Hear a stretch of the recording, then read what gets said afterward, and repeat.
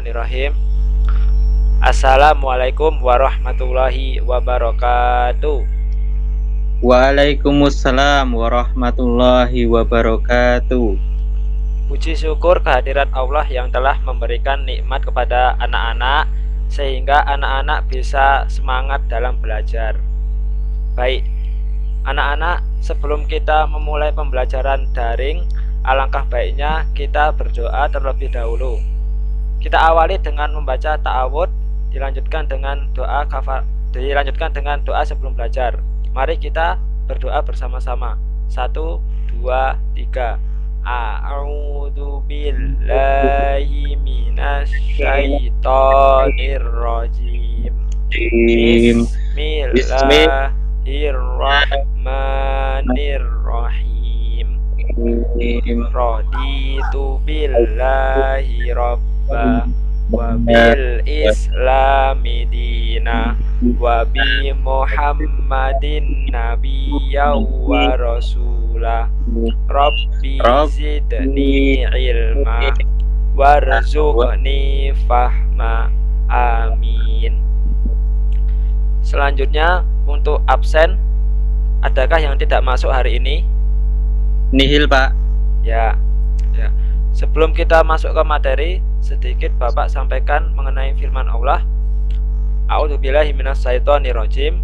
Wa may yattaqillaha yaj'al lahu makhraja wa yarzuqhu min haitsu la yahtasib.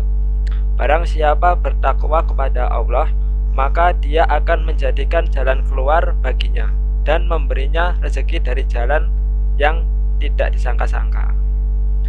Ayat ini menjadi motivasi bagi anak-anak bahwa saja ketika anak-anak meningkatkan takwa, maka Allah akan memberikan rezeki bahkan dari arah yang tidak disangka-sangka. Rezeki di sini bisa dalam bentuk kepintaran, kesempatan, atau kecepatan dalam memahami sesuatu. Bisa dipahami ya? Bisa, Pak. Nah, baik anak-anak, materi kita hari ini mengenai larangan berbuat riba. Silakan anak-anak menyiapkan buku tulis dan modulnya terlebih dahulu. Untuk materi ini diharapkan anak-anak mampu memahami pengertian dari riba. Kemudian anak-anak juga diharapkan mampu menunjukkan dasar hukum atau dalil mengenai riba. Selanjutnya anak-anak nanti berdiskusi mengenai akibat dari riba serta hikmah diharamkannya riba. Baik anak-anak, kita masuk ke pengertian ya. Pengertian riba. Riba menurut bahasa artinya pertambahan atau kelebihan. Menurut istilah fikih, riba adalah kelebihan atau tambahan pembayaran dalam pinjam meminjam atau utang piutang, uang atau barang tanpa ada ganti atau imbalan yang disyaratkan bagi salah satu dari dua orang yang membuat perjanjian. Jadi intinya riba itu merupakan perbuatan yang melebihkan jumlah pengembalian. Misal anak-anak punya uang 20.000, kemudian ada temannya yang mau meminjam uang kepada anak-anak sebesar 10.000 untuk membeli makanan. Kemudian ada temannya yang mau meminjam uang kepada anak-anak sebesar 10.000 untuk membeli makanan. Kemudian anak-anak memberikan syarat agar uang yang dipinjamnya itu dikembalikan sebesar 12.000. Nah, hal ini tidak diperbolehkan karena perbuatan ini termasuk riba. Bisa dipahami ya? Bisa, Pak. Baik. Selanjutnya mengenai dasar hukum, dalilnya ada di surat Al-Baqarah ayat 275. Silahkan Mas Adi untuk membacakan dalilnya. A'udzu billahi minasyaitonir rajim. Bismillahirrahmanirrahim.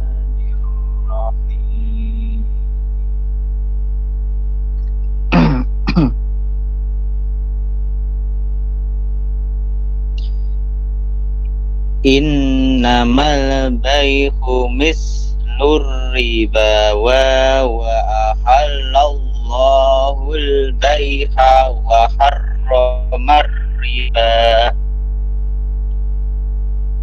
Sadaqallahul azim. Artinya apa, Mas? Artinya sesungguhnya Allah telah menghalalkan jual beli dan mengharamkan riba. Ya, terima kasih. Dalam Al-Quran, Allah telah mengharamkan riba dan menghalalkan jual beli. Intinya, riba itu haram secara mutlak ya, anak-anak. Jadi, perlu untuk dijauhi. Kemudian dalam hadis yang diriwayatkan Muslim dari Jabir radhiyallahu anhu, Rasulullah SAW telah melaknat orang-orang yang memakan riba.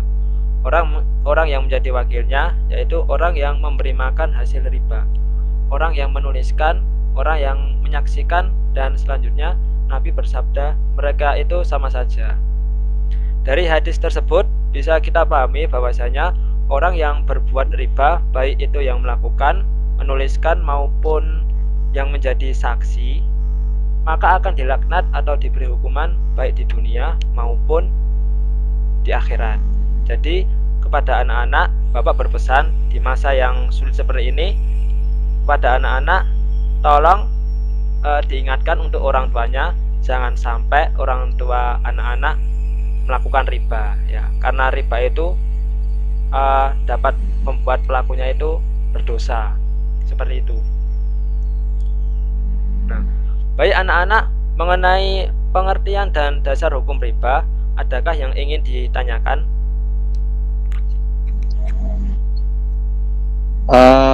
Saya mau bertanya, Pak.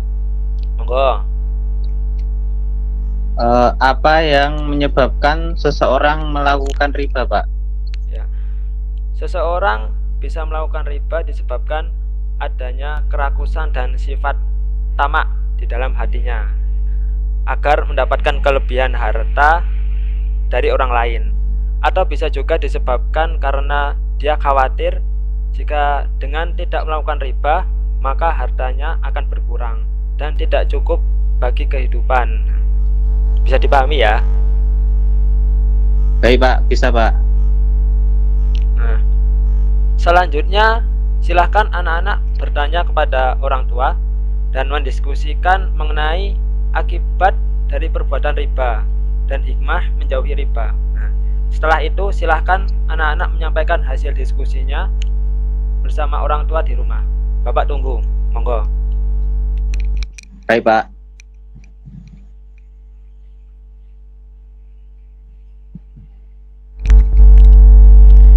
Jika anak-anak sudah melakukan diskusi, silahkan salah satu mencoba mempresentasikan hasil tanggapan dari orang tuanya. Baik, Pak. Saya akan menjelaskan daripada hasil diskusi kepada kedua orang tua saya. Baik, untuk hasil diskusi mengenai akibat dari riba dan hikmahnya, menurut ayah saya, perbuatan riba dapat merugikan diri sendiri maupun orang lain. Sebabnya karena riba orang dan bisa sikap melakukan riba karena Allah telah melarang seseorang untuk melakukan riba. Kemudian hikmah dilarangnya riba menurut ayah saya, dengan menjauhi perbuatan riba, seseorang akan terhindar dari sikap serakah atau tamak terhadap harta yang bukan menjadi miliknya. Kemudian diharamkannya riba juga bermanfaat agar terhindar dari rasa permusuhan. Itu, Pak, hasil diskusi saya dengan kedua orang tua.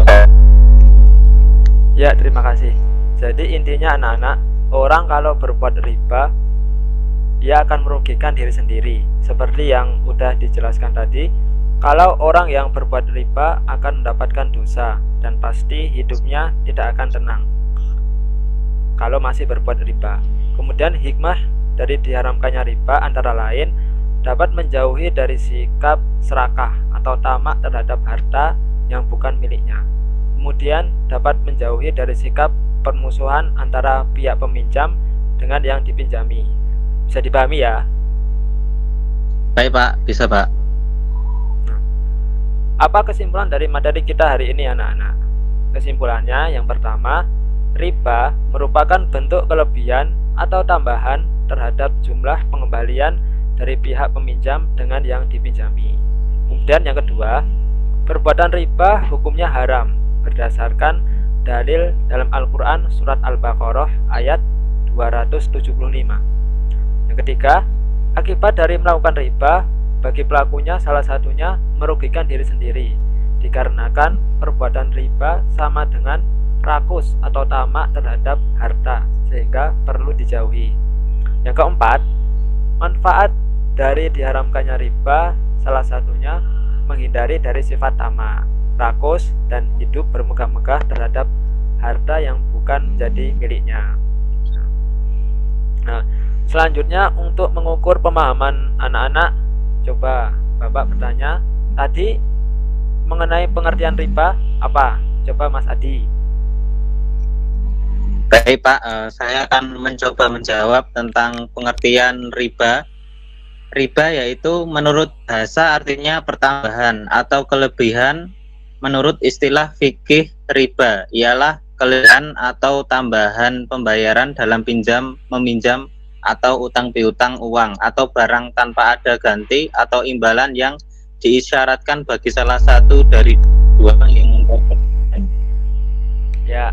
Kemudian tadi dasar hukum atau dalil mengenai larangan riba apa Mas? Dalilnya ada di Quran surah Al-Baqarah ayat 275. Ya, pintar sekali. Terus tadi juga sudah dijelaskan akibat yang ditimbulkan dari riba apa Mas? Coba dijawab. Akibat dari riba adalah perbuatan riba dapat merugikan diri sendiri maupun orang lain. Sebabnya karena dengan melakukan perbuatan riba, orang lain akan merasa dirugikan dan kita bisa berdosa. Ya.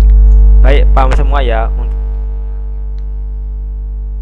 Nah, untuk pertemuan selanjutnya silahkan anak-anak merangkum halaman 74 mengenai ariyah dan wadiyah.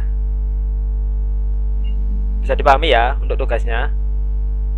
Bisa Pak? Baik. Nah, baik anak-anak, kita tutup pembelajaran kita hari ini dengan bacaan hamdalah bersama-sama. Dilanjutkan dengan doa kafaratul majelis. Alhamdulillahirabbil alamin.